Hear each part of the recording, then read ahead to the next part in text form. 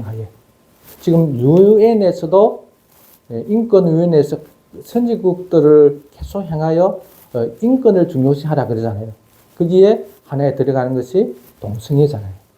그래서 동성애를 반대하는 것은 기독교밖에 없거든요. 다른 종교에서는 거의 반대 안 하잖아요.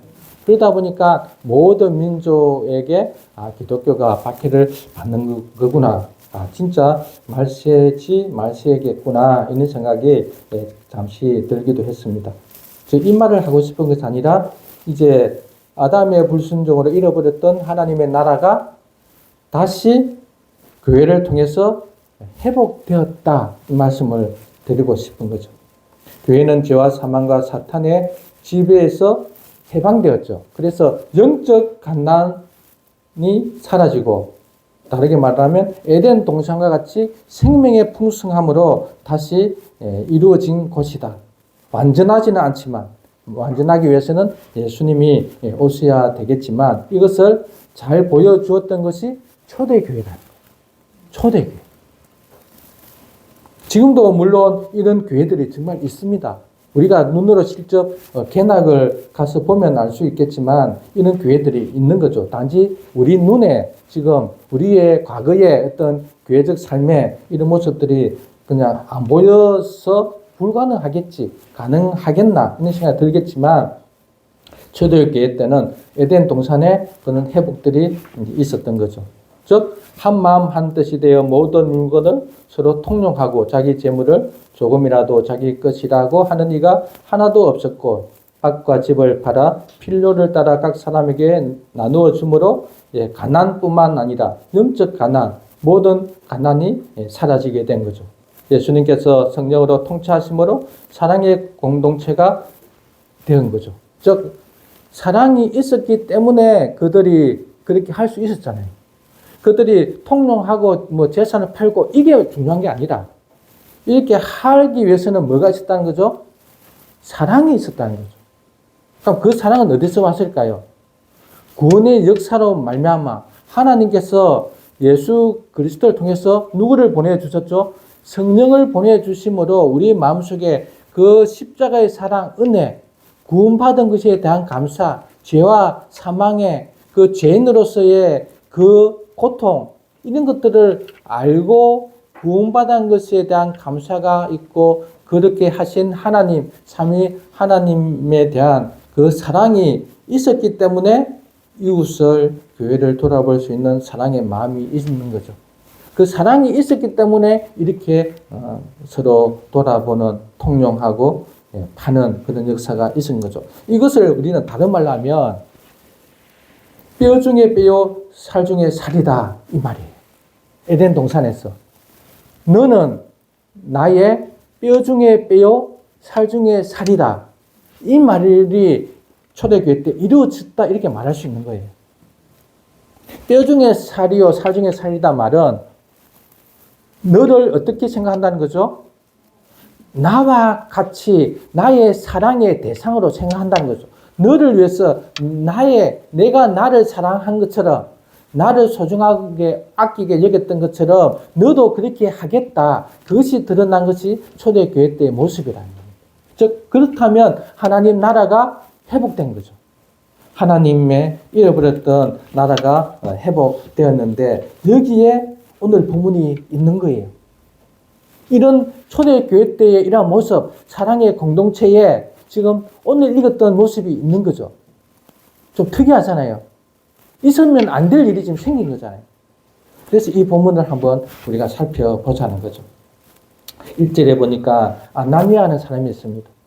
그 아나니아라는 뜻은 여호와의 호의를 베풀다. 여호와가 호의를 베풀어 주셨다라는 뜻이에요. 삽비라는 아름답다는 뜻이에요. 그 부모들은 아나니아와 삽비라를 만들 때에 이렇게 하나님께 호의를 베풀어 받은 자로서 베풀 자, 사랑을 받은 자로서 또 아름다운 삶을 살기를 바라는 마음으로 이런 이름을 지었겠죠. 이 사람이 정말 그 이름에 걸맞게 그들도 똑같이 참 선한 일을 합니다. 교회의 필요를 위해서 자기 표를 팔잖아요. 근데 대단하잖아요. 참 여기까지는 좋죠. 그들에게 찬사를 보내고 싶은 그런 마음이죠. 자기들의 소유를 팔아 사도들의 발 앞에 놓는 것까지는 좋은데 2절을 보니까 좀 이상한 거예요. 우리 2절 한번 같이 읽겠습니다. 시작.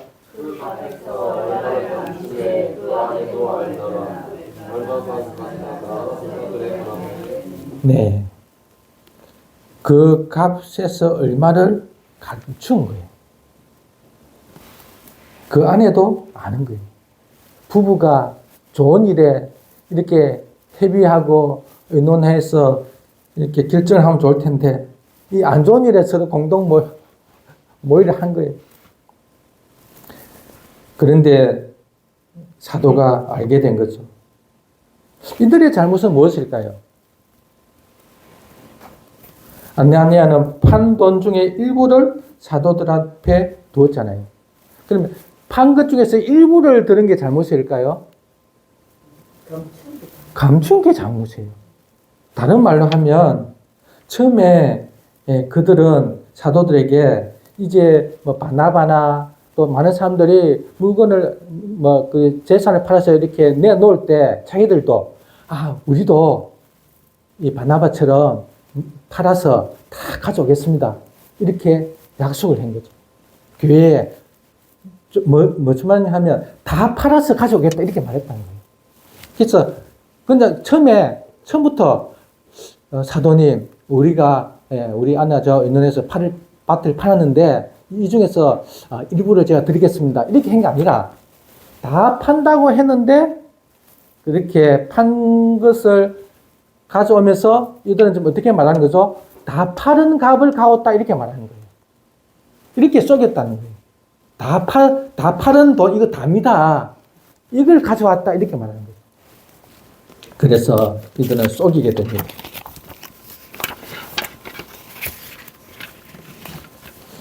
그들이 왜 감추게 되었을까요? 3절이죠. 어떻게 말합니까? 왜 감추었을까요? 사단이 네 마음에 가득하여 네가 성령을 속이고 땅과 얼마를 감추었느냐 이렇게 물어봅니다. 그들이 얼마를 감춘 것은 사단이 마음에 가득했기 때문이죠.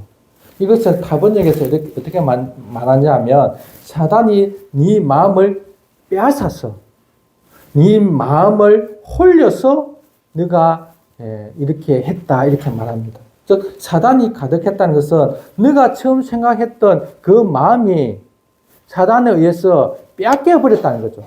처음에 마음은 뭐였습니까? 다 팔아서 사도들한테 교회에 내놓겠다 했는데 사단이 들어가서 그 생각을 빼앗아 버려서 다른 생각이 들어가 버린 거죠. 다 팔고 이제 그 돈을 가지고 가려고 하다 보니까 어떤 생각이 들까요? 여러분들은 어떤 생각이 들까요? 아깝기도 하고 이거 다 팔면 나는 앞으로 어떻게 살지? 이런 생각이 또 들고 뭐 얼마나 생각 다 들겠죠. 여러분들은 각자의 생각이 다 들었겠죠.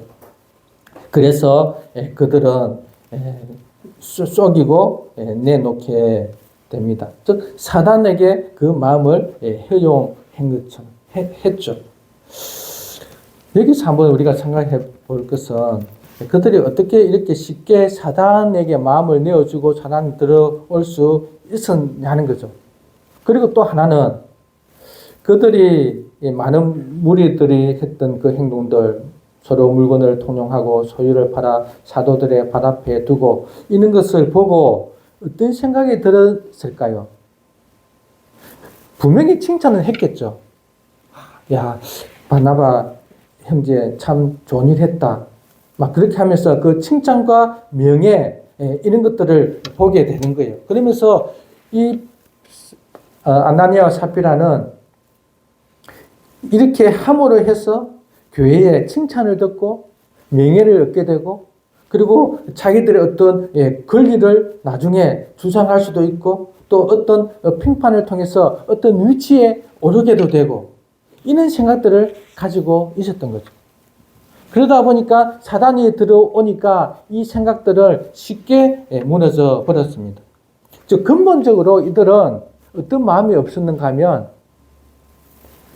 사랑의 마음이 없었던 거예요. 정말 사랑의 마음, 정말 근본적으로 성령에 충만했다면 물건을 팔았을 때 또는 밭을 팔았을 때 이들은 그 마음을 계속 가지고 있었겠죠. 사단이 약간의 틈을 준다 할지라도 사단을 물리치고 그 생각을 그대로 가지고 있었을 텐데 처음부터 이들은 신자가 아니었단 말이에요.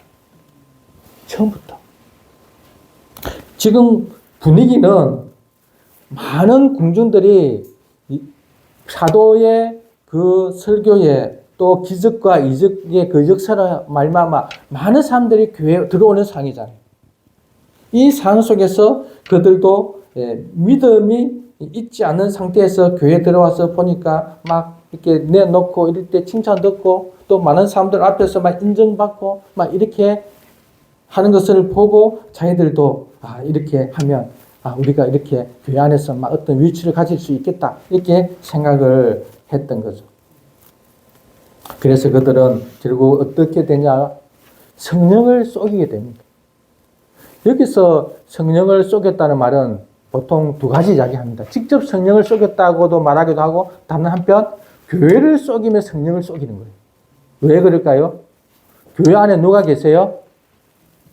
하나님이 계시잖아요. 하나님은 우리를 성전 삼고 오셨다고 말하잖아요. 그래서 지금 너희들이 성령을 쏘겠다 이 말은 처음 베드로에게 약속한 그 약속을 너희들이 지키지 않았으니까 지금 나를 쏘기는 것, 교회를 쏘기는 것은 성령을 쏘기는 거다 이렇게 말하는 거예요. 무섭죠, 이 말 들으니까. 그래서 오늘 제목이 교회를 함부로 대하지 말라는 거예요. 교회를 함부로 대하면 누구를 대하는 거죠? 하나님께 함부로 대하는 거예요. 그래서 베드로는 또 어떻게 그들의 그 마음을 또 알았나 모르겠어요. 그 마음만 몰랐으면 그냥 쫓겼을 거 아니에요. 이 당시에는 성령이 충만한 시대니 베드로가 그 마음을 볼 수 있게 은사를 주셨겠죠. 우리 4절 한번 읽겠습니다. 시작. 너희 그대로 있을 때는 내 땅이 아니며 한국에도 내 마음대로 할 수가 없더냐. 어찌하여 이 일을 내 마음에 두었느냐. 사람에게 거짓말한 것이 아니오 하나님께로다. 네. 그들은 사도들에게 이렇게 하겠다 약속을 하고 그 판것의 전부가 아니라 일부를 가져와서 쏘길 수 있었어도 그 사도 안에 있는 교회 안에 있는 하나님께 쏘길 수 없었단 말이에요. 그래서 너희들은 지금 누구에게 거짓말하는 것이냐? 하나님께 한다는 거예요. 즉 교회 성도들에게 행하는 것은 하나님께 행하는 거예요. 우리가 하나님은 보이지 않지만 하나님의 그 영이 있는 교회, 예수님의 머리로 한 몸인 교회, 우리 교회가 얼마나 소중하고 귀하고 교회가 얼마나 거룩한지 우리는 이 본문을 통해서도 알 수 있는 거죠. 베드로는 이렇게 말합니다. 땅이 그대로 있을 때에도 당신 것이고 이 말이잖아요. 그죠? 땅이 그대로 있을 때에 네 땅이 아니며 땅이 그대로 있을 때도 네 땅이었고 판 후에도 네 땅이다. 그래서 네가 임의로 할 수 있는데 지금 네 안에 사단이 가득하여 거짓말을 했다. 이 말을 하는 거죠. 그래서 이렇게 자기의 소유를 팔아들이고 하는 것은 강제성이 전혀 없다는 거예요. 너 스스로 결정한 일인데 너가 지금 거짓말을 하고 있는데 어디에 하고 있다는 거죠? 교회에 하고 있다.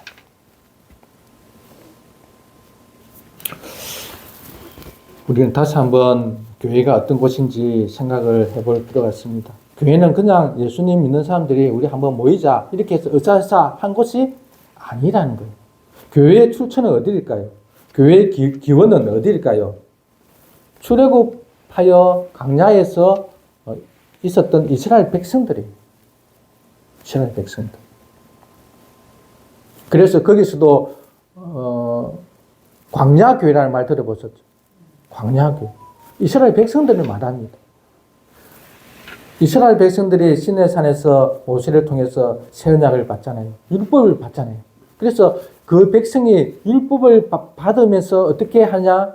약속을 합니다. 이제 하나님의 계명을 지키겠느냐? 예, 지키겠습니다. 그래서 그러면 나는 너의 하나님이 되고 너희는 나의 백성이 될 것이다. 그렇게 하고 준 것이 성막이에요. 왜 성막을 주셨을까요? 성막을 안 주고도 하나님이 자기 백성을 다스리는 하나님이 될 수 있잖아요. 성막을 주신 것은 그 이스라엘 백성들 안에 들어가기 위함이에요. 너희들 안에 들어가서 그 안에서 너희들을 통치하겠다는 거죠. 그래서 성막이 세워지고 양 사방으로 12지파가 앞에 2지파, 뒤에 2지파 이렇게 해서 사방에 다 있어요. 그래서 성막이 한가운데 있는 거죠. 한가운데서 이스라엘 백성들을 다스립니다. 그래서 교회는 이스라엘 백성들 안에 성막이 있고 성막 안에 성령이 임재해 계셨던 것처럼 하나님이 임재해 계셨던 것처럼 교회 안에도 성령이 있죠. 우리 고린도전서 3장에도 나와 있고 6장에도 나와 있고 즉 하나님이 거룩한데 너희들은 거룩한 하나님의 백성인데 너희들 안에 성령이 계시는 성령의 전이다 이렇게 말합니다. 우리가 정말 그것을 믿을까요? 아멘. 믿는다면 우리 교회 안에 성령이 계시는 거룩한 것인 줄 믿습니다. 그래서 교회를 함부로 하면 안 되는 거예요. 자기 마음대로 하면 안 되는 거예요. 교회를 함부로 한다는 것은 뭘까요? 교회에서 드리는 예배, 교회의 어떤 방침들, 교회 예배 안에서 하는 어떤 절차들, 이런 것들을 마음대로 하면 안 된다는 거예요. 그냥 하고 싶은 사람 하고, 아니면 뭐 자기 또 안 되는데 뭐 하고, 아니면 뭐 전도하기 위해서 하고, 이렇게 하는 게 아니라는 거예요. 왜 그렇죠? 우리 안에 성령이 계시기 때문입니다. 그래서 교회가 거룩하니 이 거룩한 곳에 지금 거짓말을 하고 있으니까 어떻게 될까요? 5절 우리 같이 읽겠습니다. 시작. 내가 이 말을 듣고 엎드려져 손이 떠나니 이를 듣는 사람이 다 그게 두려워하라. 네. 충격을 받았죠. 자기 마음을 다 알아버렸으니까. 그래서 심장마비에 걸릴 수도 있지만 이것을 우리는 하나님의 심판이다 이렇게 말합니다. 하나님의 공의의 심판이에요. 교회 안에서 죄를 지으면 분명히 하나님이 심판을 하세요. 근데 지금은 안 하죠. 지금은 안 해요. 근데 안 한다고 해서 죄가 없을까요? 죄는 그대로 있는 거예요. 단지 회개할 수 있는 기회를 줄 뿐이고 연장시킬 뿐이지 죄가 없는 건 아니라는 거예요. 하나님은 공의의 하나님이십니다. 죄에 대해서 심판을 하시죠. 그래서 내가 거룩하니 너희도 거룩하라. 거룩하지 않으면 멸해버리겠다. 이렇게 말씀을 하십니다. 지금은 멸하지 않습니다. 우리가 죽을 때까지 회개할 수 있는 기회를 주고 또 유보하고 있는 거죠. 그러나 우리가 주님 앞에 섰을 때 그 심판까지 분명히 받을 것입니다. 우리가 교회를 어떻게 대해야 되는지. 교회에 모이는 이 장소도 중요하지만 성도들 간에 중요하다는 말이에요. 성도들 간에. 그래서 왜 끊임없이 서로 존중하고 서로 위하고 서로 이렇게 하자 하는 것은 그 안에 우리 모임 안에 성령이 계시니까 우리가 그렇게 하는 것은 누구를 위해서 하는 거죠? 하나님을 위해서 한다면. 성도들을 대하는 것은 하나님께 대하는 거다. 이런 마음 자세를 가져야 될 줄로 믿습니다. 중요합니다. 이제 6절부터는 똑같은 것이 재현되죠. 반복됩니다. 그만큼 중요하죠. 단지 차이점이 뭐냐면 베드로는 삽비라에게 회개할 수 있는 기회를 줍니다. 8절이에요. 같이 읽겠습니다. 시작. 베드로가 이르되 그 땅 값이 이것뿐이냐 내게 말하라 하니 이르되 이것뿐이라. 이것뿐이냐 이렇게 했을 때 그냥 부드럽게 말했을까요? 단호하게 말했겠죠. 그 말은 벌써 알고 있다는 거잖아요. 그러면 삽비라가 그것을 빨리 깨닫고 내가 쏘겠는데 정말 용서해 주세요. 이렇게 해야 되는데도 불구하고 이것뿐이다 이렇게 말합니다. 그러니까 9절에서 너는 지금 주의 영을 시험하고 있다고 말합니다. 주의 영을 시험하고 있다. 이게 무슨 말일까요? 하나님이 계시냐 안 계시냐? 하나님이 살아있다 할지라도 내가 쏘기는 것을 모를 거야. 하나님이 계시나 안 계시나 한번 보자. 하나님이 벌 주나 안 주나 한번 보자. 여러분 혹시 그런 생각 갖고 있지 않나요? 내가 이렇게 나쁜 짓을 하는데 하나님이 벌 주나 안 주나 한번 보자. 하나님 계시면 벌 주겠지. 이런 생각 안 하시겠죠, 설마. 하나님을 시험하고 있다는 거예요, 지금. 하나님이 살아계시면 내가 이렇게 하면 이렇게 하겠지. 안 하는 거 보니까 하나님은 안 살아계시는구나. 하나님은 죽은 거구나. 이렇게 하나님을 시험하면 안 된다. 세상 사람들 말합니다. 하나님이 보이면 믿겠다. 내가 하나님 계시면 내가 이렇게 나쁜 짓 하는데 하나님이 어떻게 가만히 있겠냐. 내가 어떻게 돼야지. 그러니까 하나님이 없지 않느냐. 이렇게 한다는 거예요. 그런데 하나님은 다 보고 계시죠. 우리 로마서 3장 24절에 간과하심으로 버려두신다는 거예요. 그냥 기다려주신다는 거예요.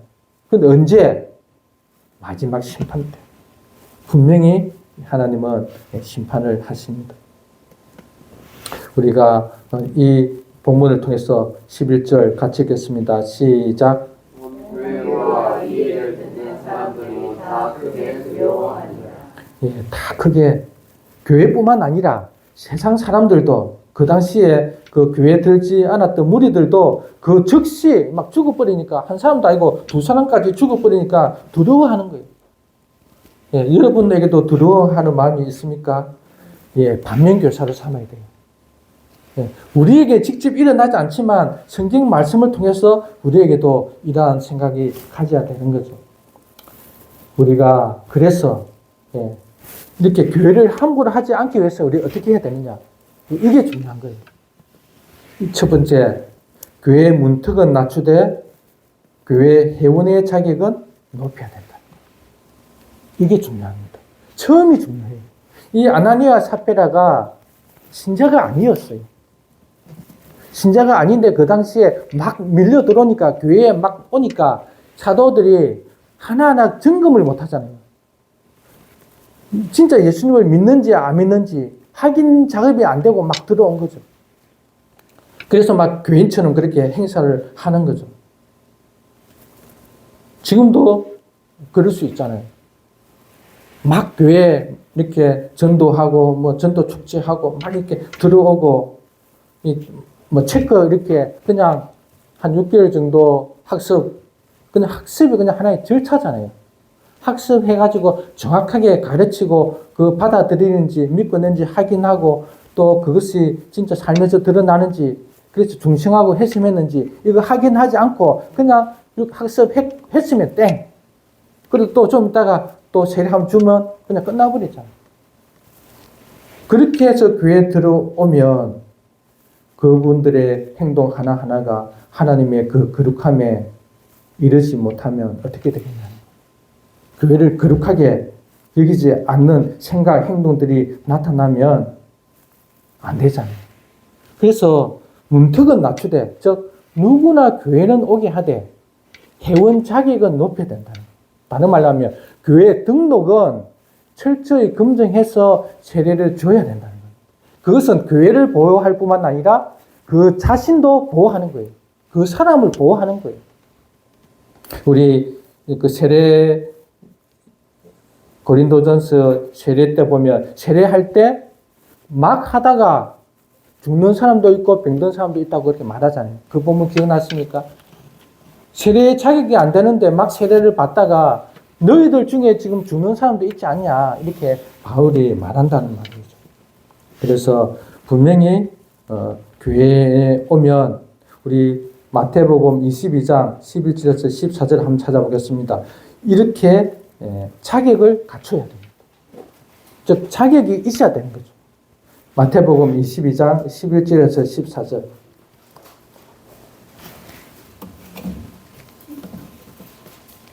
(22장) 11절에서 14절.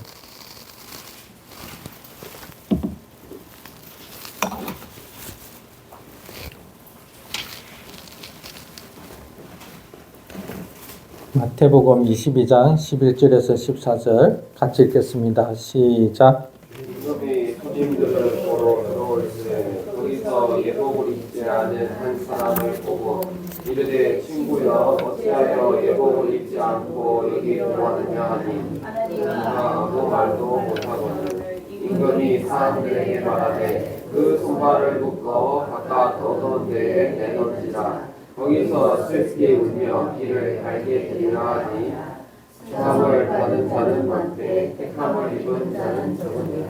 예, 예수님이 예로 들은 본문이에요. 예수님이 예를 들면서 이제 잔치를 왕이 일반 서민이 일반 뭐 종이 잔치를 베푼 것이 아니라 왕이 잔치를 베풀었어요. 그래서 많은 사람들이 초대했는데 다 바쁘다고 가버린 거예요. 그 초대를 첫 번째 받은 사람은 유대인이었습니다.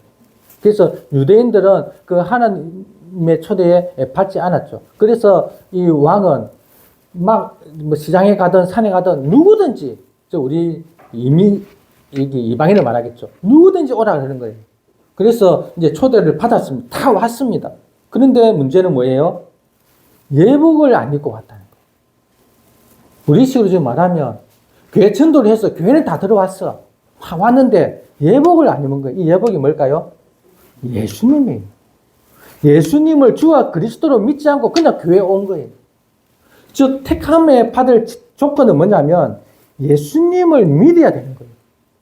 예수님을 믿지 않고 그냥 교회에 오면 교회는 왔지만 청함은 받았지만 택함을 받지 못했단 말이에요. 그래서 예수님을 믿는다는 것은 예수님을 주와 그리스도로 믿는 거죠. 주는 나의 주, 나의 왕으로 믿는 겁니다. 즉 왕의 말씀에 순종하는 자로 믿는 거죠. 그리스도 구세주로 믿는 거죠. 나를 구원하신 주. 그래서 그분을 나의 주와 그리스도로 믿는 그 믿음의 고백이 뭘까요? 주일 성수와 11조입니다. 주일 성수, 뭐 다른 것도 많이 있지만 11조 하지 않으면 하나님이 나의 주라는 것을 고백하지 않는 거예요. 다른 말로 하면 하나님이 나의 생을, 내 인생을 책임질 분으로 안 믿는 거예요. 그래서 너무나 중요하죠.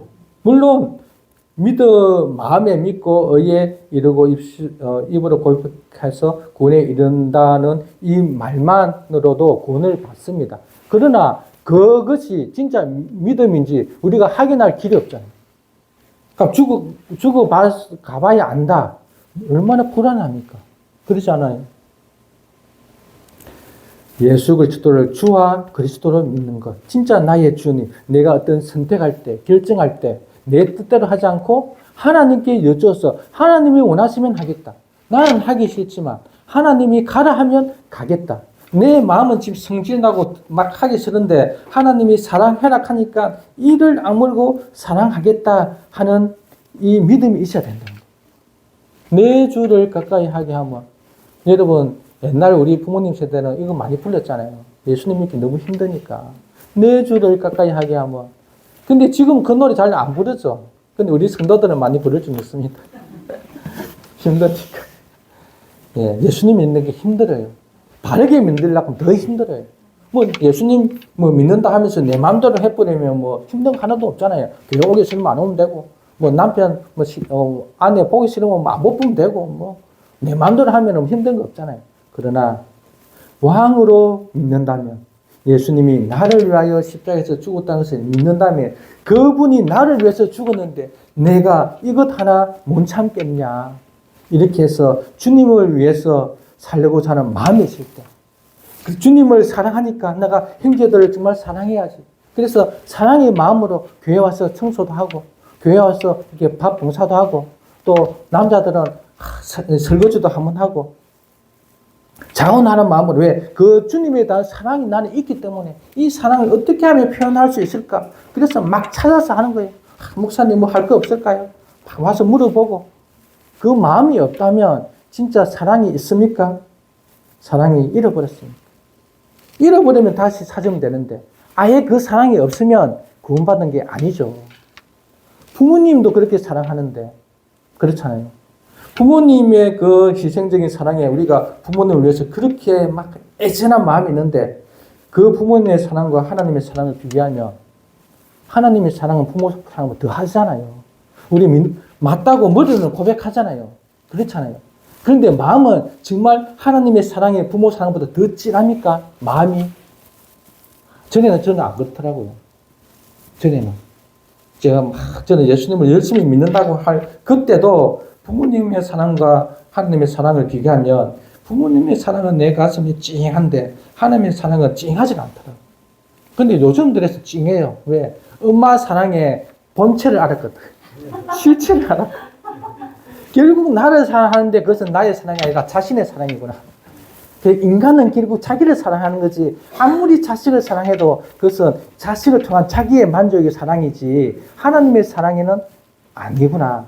그걸 깨닫고 진짜 하나님의 사랑은 최고의 사랑이구나. 그걸 깨닫게 됩니다. 그 사랑이 있는 사람에게 아니면 그 사랑이 씨앗이라도 있으면 내가 마음은 행동은 안 따르더라도 마음만큼은 있는 사람, 이 사람들이 교회에 와서 행운의 자격을 갖춰야 됩니다. 그래야 그 사람들이 예배 드릴 때도 진정한 마음으로 찬양 한 곡을 하더라도 정말 감사와 은혜가 넘쳐서 대표 기도를 하더라도 정말 또 안내를 하더라도 그 은혜로 해야 하나님에 대한 마음으로 하는 거예요. 그러지 않으면 교회를 함부로 대한다. 이것은 분명히 심판이 있습니다. 유보되었을 뿐이에요. 오늘 들으시고 맞다 싶으면 우리 기도할 때 회개할 수 있기를 바랍니다. 두 번째, 왜 교회를 함부로 대하면 안 되냐? 첫 번째는 문턱을 낮추지만 자격을 높여야 된다 이렇게 말했잖아요. 즉 그 자격은 예수 그리스도 십자가 예수님의 옷을 입어야 된다 이 말을 했다면, 두 번째 왜 교회를 함부로 대하면 안 되냐 하면 교회가 하나님의 거룩한 백성이다. 교회가 하나님의 거룩한 백성. 레위기 11장 45절 읽어보겠습니다. 나는 너희의 하나님이 되려고 너희를 애굽 땅에서 인도하여 낸 여호와라. 내가 거룩하니 너희도 거룩할지니라. 우리식으로 말하면 나는 너희의 하나님이 되려고 너희를 죄와 사망에서 구원하여 낸 여호와라. 내가 거룩하니 너희도 거룩할지니라. 여러분은 거룩한 자입니다. 아멘. 우리는 거룩한 자입니다. 우리 고린도전서 3장 17절 한번 찾아보겠습니다. 고린도전서 3장 17절.